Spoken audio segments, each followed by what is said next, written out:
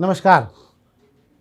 आज हम फिर शाम के अखबारों की चर्चा चाय के साथ में मौजूद हैं। मेरे साथ मेरे साथी पत्रकार शेखर बागोरा जी मौजूद हैं और हम आज कुछ नए तरीके से कुछ नया भी करना चाहते हैं। इसलिए पहले हम खबरों के अखबारों के हेडलाइंस पढ़ लेते हैं, इसके बाद में फिर हम अखबारों की चुनिंदा खबरों पर चर्चा शुरू करेंगे। तो पहले मैं अग्निबाण की हेडलाइंस पढ़ देता हूँ। शेखर जी अब तक आपको पत्रिका की हेडलाइंस बता देंगे। तो शहर की अगर हेडलाइंस की बात करूँगा मैं, तो एक तो इंदौर से श्रीनगर के लिए अगले साल ट्रेन का कनेक्शन मिल सकता है। दूसरा ये है कि राऊ ब्रिज का उद्घाटन की तैयारी हो गई है। और एक बड़ी विचित्र मामला हो गया है कि नगर निगम के अधिकारियों ने एक बनी बनाई सड़क अच्छी खासी नगर जैन कॉलोनी की और वापस पूरी खोद दी। समझ ये नहीं आ रहा है कि क्यों खोद दी, अपन उससे बात करेंगे। और इसके अलावा जो है एक बड़ा मामला ये है कि शांति पर सपना संगीता रोड पर रिमूवल की कार्रवाई हुई है और 2046 उद्योगों में से केवल 1339 ही चालू पाए गए। ये औद्योगिक संगठन की एक रिपोर्ट है। बाकी कल प्राधिकरण बोर्ड की बैठक है जिसमें योजना क्रमांक 171 और 172 पर चर्चा होनी है। ये तो थी अग्निबाण की खबरें। अब आप मैं पत्रिका की खबरों को थोड़ा सा आपको बता देता हूँ। पहला पन्ना वही महाराष्ट्र की सरगर्मी से शुरू हो रहा है, जो सारे अखबारों में पहली खबर है। दूसरे पन्ने पे मैं बात करूंगा कि युवक कांग्रेस के राष्ट्रीय अध्यक्ष कल इंदौर आए थे। उनके सामने जो हापाधापी और जो लड़ाई हुई है, जो खींचतान मची है, उसको बताया गया है। इस खबर एक ये आ रही है कि स्मार्ट सिटी सीईओ ने कहा है कि कार्रवाई कर लो बीआरटीएस में जो गाड़ियां घूम गई थी संविधान यात्रा निकालते वक्त। हालांकि पुलिस कह रही है कि उन्हें जानकारी नहीं है। बड़ा चौंकाने वाली खबर है ये। और जैन कॉलोनी की सड़क इस अखबार में भी दिखाई दे रही है। और इसके अलावा अगर हम खबरों पर और नजर डालें तो पत्रिका में बाकी सामान्य खबरें हैं जो सारे अखबारों में एक जैसी दिखाई दी है मुझे। इसके बाद मैं आपको बता देता हूं कि दोपहर की खबरों की चर्चा हम कर लेते हैं कि आज अडानी समूह के शेयरों में एक बार फिर झटका लगा है। और एक और खबर बड़ी है पहले पेज पर दोपहर में कि शिंदे गुट ने अजीत पवार से अलग से भी बातचीत की है, मुख्यमंत्री पद के लिए समर्थन मांगा है। और एक बड़ी बात यह कि आज दोपहर के अपने 44 साल पूरे हो रहेंगे और नए साल के साथ नए विचारधारा के साथ फिर से अखबार अपनी तैयारियां कर रहा है। दूसरा, बकायेदारों से अब ढोल धमाके के साथ पैसा वसूल करने को लेकर भी एक कार्य चालू हुआ है। जेल रोड की दुकान पे आज सुबह बड़ी तादाद में होटलें तोड़े गए हैं। और एक ये है कि ग्रामीण क्षेत्रों में महंगी गाइडलाइन होने के कारण जो है वहाँ पर ग्रामीण क्षेत्र में ज़मीनें खरीदना और महंगा हो जाएगा। तो जो थोड़े बहुत लोग शहर के बाहरी इलाकों में मकान खरीदने तमन्ना रखते हैं उनको बड़ा झटका लगेगा। मैं प्रभात किरण की अगर बात करूंगा तो प्रभात किरण पे पहले पन्ने में एक बहुत अच्छी खबर है। Digital arrest. इंदौर में एक महिला कारोबारी डिजिटल अरेस्ट हुई है। 1.5 करोड़ से ज्यादा का पैसा उससे ले लिया गया है डरा धमका के। हालांकि महिला काफी पढ़ी लिखी बताई जा रही है। इसके अंदर हम बात करें भी कब्जे प्रभात किरण में भी हैं जो सड़कों फुटपाथ पर से खत्म ही नहीं होते हैं। आगे हम बात करेंगे तो ढोल धमाके यहाँ भी बजे हैं नगर निगम की वसूली का। और कांग्रेस युवक कांग्रेस का हल्ला यहाँ भी दिखाई दे रहा है। बाकी सारी खबरें सामान्य है एक जैसी सारे अखबारों में जो दिखाई दे रही है। अब हम शेखर जी चर्चा करते हैं। सबसे शुरुआत में हम सबसे पहले महत्वपूर्ण खबरों के साथ हम पत्रिका उठा लेते हैं। पत्रिका में आज जो महत्वपूर्ण खबरें जिन पर चर्चा होनी चाहिए उस पर एक तो हम राजनीतिक चर्चा कर लेंगे। वर्चस्व की लड़ाई, कांग्रेस की वही फजीता है, उसके अंदर खींचतान और उसके चक्कर में कांग्रेस का भगवान ही मालिक है। दूसरा ये है कि एक बड़ी खबर ये हो रही जो सभी अखबारों में आज, अच्छी भली सड़क खोद दी जैन कॉलोनी की और उसको फिर से बनाने खेल हो रहा। कहा जा रहा है कि वहाँ पे पानी भर जाता सड़क के ऊपर। तो क्या बनी बनाई सड़क पर कोई लेबल होके वापस ठीक नहीं हो सकती थी क्या है? वैसे सबसे बड़ा सवाल ये है कि ये एक सड़क नहीं है। जैन कॉलोनी की 5 सड़कों को खोद दिया, बनी बनाई सड़कों को, और उन्हें फिर से बना दिया गया। इसको लेकर रहवासियों ने विरोध किया है कि मत तोड़ो, बनी हुई सड़क मत तोड़ो। और इसको लेकर पार्षद का हालांकि कहना है कि हमने तो रहवासियों के कहने पे फिर से सड़क बनाई है। अब रहवासी कह रहे हैं कि किसने कहा है। अब ये ढूंढना पड़ेगा कौन से रहवासी ने पार्षद जी को कहा है और कौन से रहवासी जो है विरोध कर रहे हैं कि हम तो वहीं रहते हैं, सड़क क्यों बार बार बना रहे हो। नहीं, ये तो बड़ा गलत है। मेरे को लगता है कि ये राष्ट्रीय हानि भी कहलाती है। इस प्रकार के कामों से नुकसान होता है। और एक और खबर पत्रिका की जो है जिस पर हम लोग कल भी बात कर चुके थे कि अंततः वो बीआरटीएस के बीच में जो संविधान यात्रा निकली थी, वो संविधान यात्रा के बारे में पुलिस का कहना है कि उनको कोई जानकारी नहीं। देखो आप कितनी इंदौर की पुलिस सजग रहती है। ये कैमरे तक नहीं खंगालने को तैयार हो रही है कि वहाँ संविधान यात्रा निकली थी। अभी हाल कोई पत्थरबाजी हो जाए तो 5 बार फोटो लेके ढूंढ ढांड के आदमी को निकाल लेती है। क्या हो रहा है इसमें? क्यों पुलिस कतरा रही है? पुलिस को यही समझ नहीं आ रहा कि वो यात्रा उनके सामने से निकली है। विजयनगर थाना सामने पड़ा है, पलासिया थाना सामने आया है, सैयदगंज थाना सामने आया है, भौरकुआ थाना सामने आया है, उसके बाद भी उन्हें नहीं दिखाएगा। बड़ी ही अचरज भरी बात कही है। नहीं, पर अपन ऐसा मानते हैं कि देखो आप पुलिस विभाग में भी अंधे हैं, इसका मतलब अपन मान लेते हैं जिनको कुछ नहीं दिख रहा है। उसके बाद में बड़ी दुखद स्थिति है शहर की कि जो है उसे स्वीकार करने में क्या मालूम क्या दिक्कत है। सब जगह राजनीति आ रही है और तो कोई विशेष खबरें मुझे लगता नहीं है कि इसमें है कि दोनों तीनों खबरें, बाकी सब सामान्य खबरें हैं जिस पर हम चर्चा बाद में भी कर लें, कुछ राजनीतिक चर्चा। अब हम अग्निमाण की खबरों पर चर्चा कर लेते हैं शेखर जी।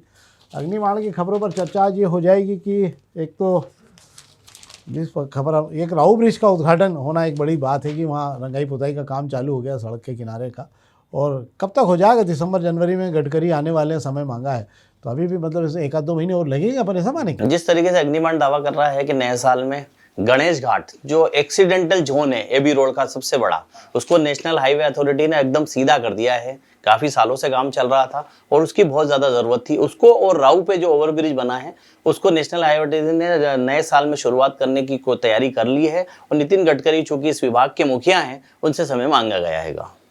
हाँ, मतलब ये माने कि अगले साल ही अपन ये माने कि दोनों हो जाएगा, चालू होना भी चाहिए। राऊ पुल के कारण बड़ी दिक्कत भी है, वहाँ इलाके में जाम भी लग रहा है। एक और चीज़ ये है कि शांति पथ पर सपना संगीता रोड पे ये नगर निगम रिमूवल की कार्रवाई करती है और उसके बाद में फिर वापस वहीं का वहीं फुटपाथ पे कम सामान जम जाता है। लोगों के मन में भय क्यों नहीं? क्या होना चाहिए वैसे कायदे से इस दिशा में कि लोग अतिक्रमण ना करें सड़क? नगर निगम की रिमूवल कार्रवाई का जो तरीका है, मुझे लगता है वो और व्यापारियों के बीच में तालमेल ही नहीं बैठ पा रहा है। ये वही सपना संगीता रोड है जहाँ दिवाली के पहले हल्ला मचा था, उसके बाद नगर निगम ने रिमूवल कार्रवाई बंद कर दी थी। यही शांति पथ है जो नगर निगम के मुंह के सामने है, यहाँ पे कब्जे रहते हैं।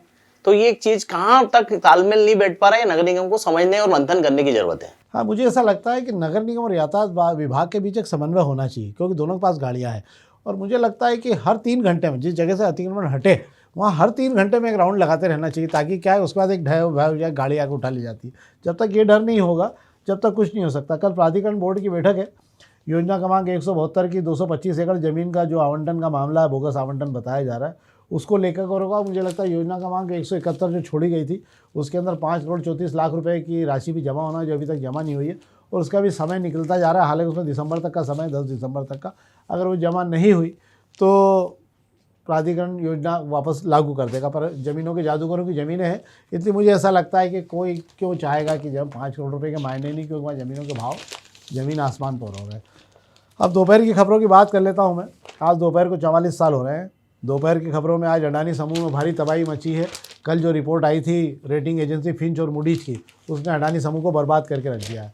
आज शेयर के भाव 50% तक नीचे आए हैं और बड़ा नुकसान हुआ है। जो 1300 के शेयर थे वो 600 रुपये नीचे आ जाएंगे।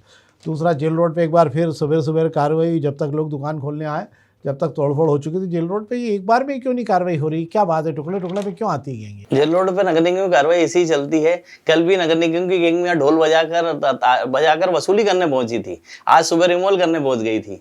तो नगर निगम अपने नजदीक जो बाहरी नगर निगम से लगा हुआ है जेल रोड, वहीं पर कार्रवाई करनी बड़ी वो करती है। पार्किंग का ही बड़ा मुद्दा यहीं का ही बना हुआ है। पर मुझे ऐसा लगता है कि ये सब ढोल अलग आ रहे हैं, धमाके अलग आ रहे हैं और गैंग अलग आ रही है। इससे तो नगर निगम की पूरी बारात आना चाहिए एक बार में, कि आज नगर निगम की बारात जेल रोड पे आएगी, तो उसमें वसूली वाले भी, टैक्स वाले भी और ये इनलीगल निर्माण वाले भी।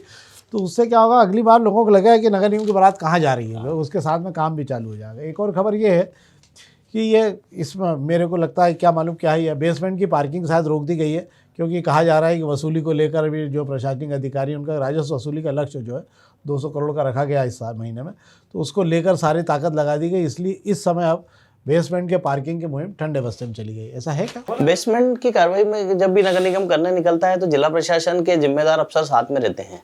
अगर वो अफसर ही नहीं मिलेंगे, टारगेट अगर राजस्व वसूली में वो लगेंगे, तो कार्रवाई किस मुकाम तक जा पाएगी, नहीं हो पाएगी, कमजोर पड़ जाएगी। इसलिए मुझे ऐसा लगता है इस वजह से इसको थोड़ा सा रोक दिया गया है। एक और चीज़ यह है कि खबर ये थी कि जो गाइडलाइन को लेके था, हालांकि गाइडलाइन आपको ये होगा कि दोपहर न्यूज़ के इसी चैनल पर हुई बातचीत के बाद अगले दिन गाइडलाइन को शंकर ललवानी जी ने कहा था कि मैंने उसको रोकने कहा और हमने आपको सबसे पहले जानकारी दी थी। अब उसकी दूसरी जो है ग्रामीण क्षेत्र की गाइडलाइन के लिए भी जो है 479 स्थानों का उल्लेख किया गया। यहाँ सब जगह पर गाइडलाइन बढ़ाने की बात की गई।